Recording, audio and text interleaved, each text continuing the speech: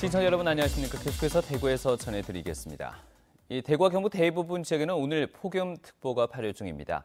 낮 최고 기온은 대구 35.6도, 구미가 34.3도, 안동이 34.4도 등으로 더운 날씨를 보였습니다. 토요일인 내일은 오후 한때 경북 남부 내륙 지역에 5에서 40mm의 소나기가 오겠습니다. 내일 대구의 아침 최저 기온 25도, 낮 최고 기온은 35도로 오늘과 비슷하겠습니다. 대구 기상지청은 다음 주 월요일 태풍의 영향으로 비가 내리면서 폭염의 기세가 한풀 꺾일 것으로 내다봤습니다. 사회에서 고립돼 살아가는 쪽방 생활인들은 폭염 속에 더 힘든 나날을 보내고 있는데요. 이 시민단체와 대구시가 이들의 거주 조건을 개선하기 위해서 만든 행복 나눔의 집이 개소를 앞두고 있습니다. 양관희 기자가 미리 다녀왔습니다. 대구역 근처 쪽방촌. 3.3제곱미터 남짓한 곳에 사는 사람들에게 폭염은 견디기 힘든 최악의 고통입니다.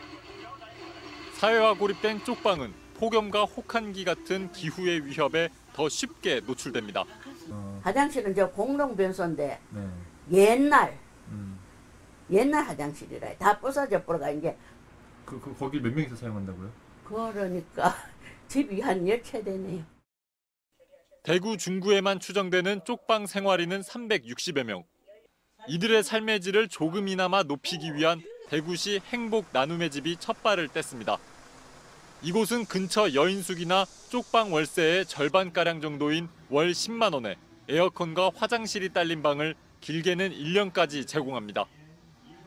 입소자들은 쪽방 월세의 차액인 매월 10만 원가량을 의무적으로 적립했다가 퇴소할 때 찾아 임대주택이나 공공주택, 원룸 등으로 옮기게 됩니다. 여인숙을 전전하던 이모 씨는 행복 나눔의 집 1호 입소자가 되면서 더 나은 집을 가질 희망을 품었습니다. 조그만 방이라든지 임대주택이라든지 원룸이라도 얻다가 나갈 그거만 되면 이제 거의 첫째 이제 저는 소원이죠. 행복 나눔의 집은 근처 쪽방 생활인들이 세탁과 샤워, 이발 등을 할 수 있는 공간도 갖췄습니다. 또 폭염 때는 쪽방 생활인을 위한 무더위 쉼터로 활용됩니다. 행복 나눔의 집은 오는 17일 정식 개소합니다.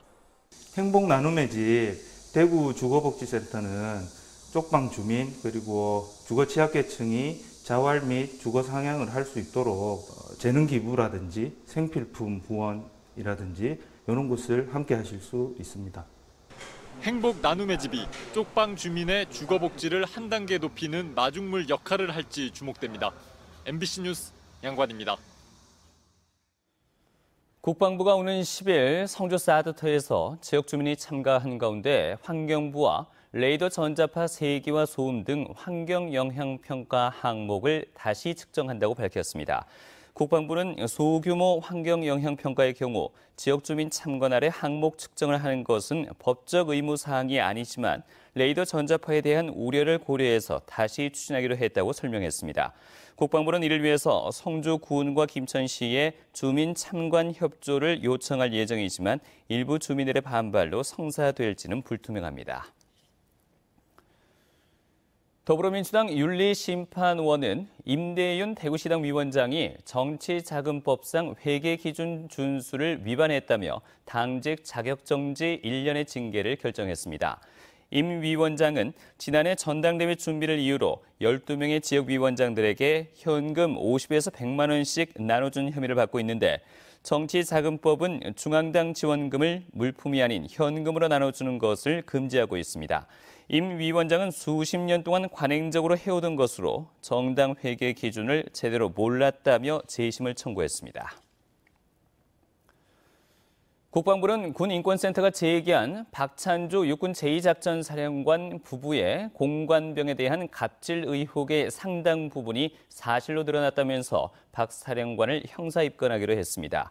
국방부의 중간 감사 결과 박 사령관 부부가 공관병에게 손목시계 형태의 호출베일을 착용하도록 한 것과 아들의 빨래를 시킨 것, 요리를 탓하며 부모를 모욕한 것 등이 사실로 파악됐습니다. 국방부는 군 검찰에서 박 사령관을 형사 입건해 수사하고 사령관 부인은 참고인으로 조사할 예정이라고 설명했습니다. 경북 지역의 전월세 전환율이 전국에서 가장 높게 나타났습니다. 한국감정원이 지난 6월 기준으로 주택 실거래 정보를 활용해 전세금을 월세로 전환할 때 적용하는 전월세 전환율을 산정했더니 경북은 9.5%로 전국에서 가장 높았습니다. 대구의 전월세 전환율은 7.6%로 전국 평균 7.7%와 비슷했습니다.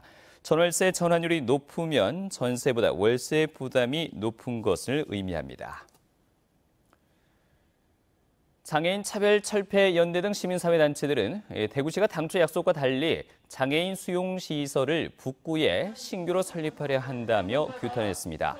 시민사회단체들은 지난 2014년 5월 당시 권영진 대구시장 후보가 대규모 장애인 생활시설의 소규모화 그리고 신규 시설 설립 금지 등을 정책 공약으로 합의했는데 이를 파기하는 처사라고 주장했습니다. 구미 지역의 한 고등학교 학생들이 집단 식중독 증세를 보여서 보건당국이 조사에 나섰습니다. 구미 보건소에 따르면 지난달 26일부터 2박 3일 일정으로 7곡의 한 교육기관 연수에 참여했던 구미 모 고등학교 학생 20여 명이 설사와 장염, 구토 등 식중독 증세를 보여서 병원 치료를 받았습니다. 구미와 칠곡 보건소는 학생들이 먹은 음식과 가건물을 채취해서 보건환경연구원에 분석을 의뢰했습니다. 네, 지금까지 대구에서 전해드렸습니다. 고맙습니다.